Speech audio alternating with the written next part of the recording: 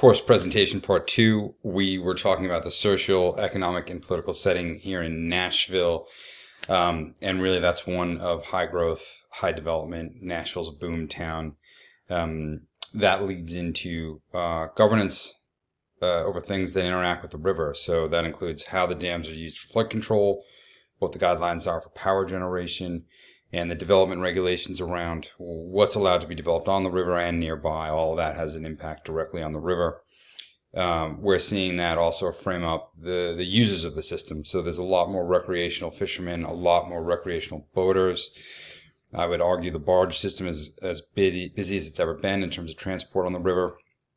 And then you've got water consumption for irrigation, yards, showers, drinking water, etc. That interacts really directly with the river, and leads into both the material and non-material value that is extracted from the river. So starting with the material contributions, the river provides power generation, water for crop irrigation, fish harvesting both commercially and recreationally, and genetic stock. So it's a store for high-value genes of various species.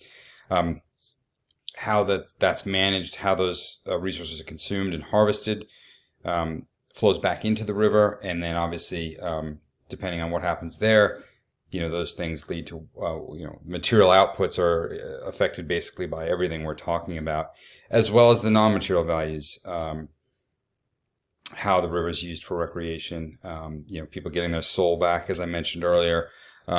Transportation on the river is a little more tangible, but it's also used for personal travel, recreational travel, etc. So that's a bit more non-material, a bit harder to quantify. And then flood control is non-material up until that point where your house is flooded, and in which case it's quite material. And all of those things interact with the river directly and lead to outcomes.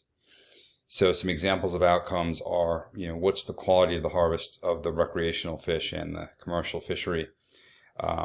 What's the quality of the water that you're drinking? And the quality of the water that the fish are swimming around in and the mussels are trying to live in and the river otters are trying to make a living in, etc. And then what's the biodiversity level in the river? And so really that's an example of an SES framework. I've tried to simplify it and make it easy to understand to the best of my ability. I do think it makes sense. And in terms of my opinion on the governance models, the current governance model and previous, I won't comment on previous really, but I think to start with a positive, I'd say it's definitely trending in the right direction. As I mentioned earlier, the awareness of our impact on the environment's increasing rapidly. And in behind that's a wave of understanding that we have to do better. But I would argue that the gap between awareness and action is huge. The pace at which we're able to impact real change is too slow. And I would argue that speed is better. We definitely need more speed in terms of acting on real change. And then the ease of use.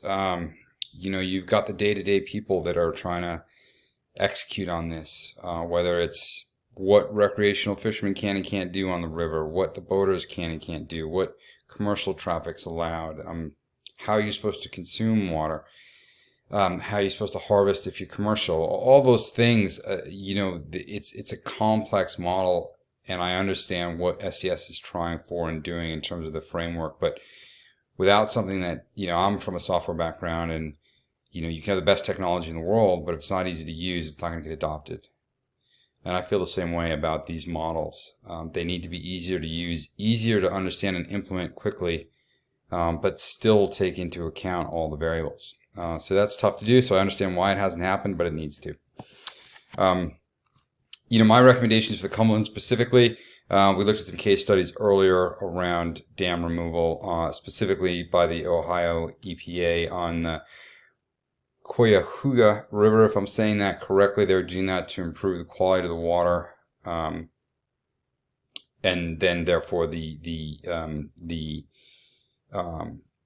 biodiversity of their freshwater mollusk population, so mussels and clams, effectively something similar to the Cumberland. At one point, the Cumberland was considered a potential haven for genetics for these types of species, but the water qualities declined so rapidly that it's no longer in play. And so potentially removing a dam could really help there. Instituting a water improvement program, and so this would be around constant testing, monitoring of what's flowing back into the river. And it's not to monitor, but to drive to improvements to get that water level back to a level where the Cumberland watershed could again be considered as a haven for threatened species, and really a store for extremely valuable genetics. And then the one that I'm most interested in, probably because of my background, is the fish passage technology. As I've mentioned earlier in the slideshow, that we are basically using the same technology for the last 100 years in terms of how do we allow fish to get through over past a dam. There's a lot better technology available today that allows for effectively perfect passage where there's no damage to the fish at all. They're able to do a census. So there's AI within the technology. So as the fish is passing through, they can be measured, weight can be projected, invasive species can be removed. And because you don't have to poke a hole in your dam, you get more power. Simple physics, about 10% increase in hydroelectric power generation because there's more water and more water pressure. This leads to better power output. And so this is something I think should absolutely be instituted. This would allow for umbrella species across the aquatic ecosystem to migrate to their old range over all these 10 dams, up and down, bringing whatever benefits that are currently unmeasured to the areas of the system they need to be, and then back again. And so that's probably my number one recommendation. How would we garner support? What kind of a campaign would we do to make this happen? We've brainstormed. I probably had 5 or 10 ideas that were reasonable, but the one I landed on, the one I like best, we call it Care for the Cumberland.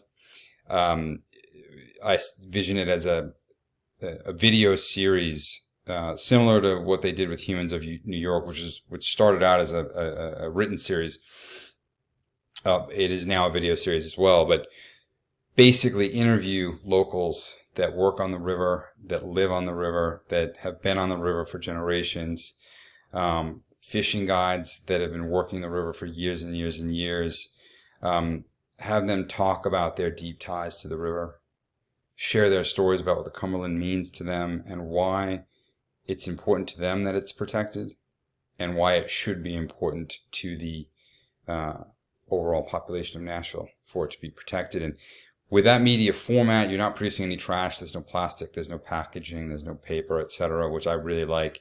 And that form of media can be distributed readily across all social platforms, email, text, video presentations, has a chance to go viral. And it's just ubiquitous in terms of distribution across technology. And so I also like that about it as well. It can be shared peer to peer, one to many, presented, played for an audience, put out on social. So that's my swag idea for generating support for the cause. For the future, I wish this slide looked a little better, but I just really just thoughts on a page here. But there's 2 directions that we could go, and one would be just stay the course. The way I see that is just a slow fade. We're going to continue to gradually lose things. The river's not, dying overnight, but it's just a slow fade in terms of lost biodiversity, pollution gradually building up. You're going to end up with a limited number of species that are able to adapt to that kind of environment, and this opens up to ecological catastrophe. You wouldn't have a monoculture, but you'd have something akin to a monoculture, and if you get any sort of either invasive species or disease that gets in there, you don't have any redundancy, as we talked about earlier, and the system's open to fail. The other way we could go is to execute real change, take real steps to restore biodiversity, improve the water quality, have the Cumberland become an actual haven. The New York Times article that I've referenced talks about how at one point it was called an underwater rainforest, and that was the Tennessee and Kentucky River. The Tennessee and Cumberland rivers. And sort of the final carrot, and I've talked about this and knowing your audience and who you'd sell to, is it's a way we could lead the world. The problems faced here in Nashville and in the Cumberland River watershed are not unique. If we were to do something special here, people would be tearing down our door to replicate that. And that's, what really the definition of an exponential impact. If what we did here was adapted across the world, and that would be my hope. And I want to thank you. I apologize, I've run over on time here, but my name is Matt Hahn. My contact details are here. I have more information on anything that I've talked about here tonight. If you want to know more, please contact me. And thanks again for your time.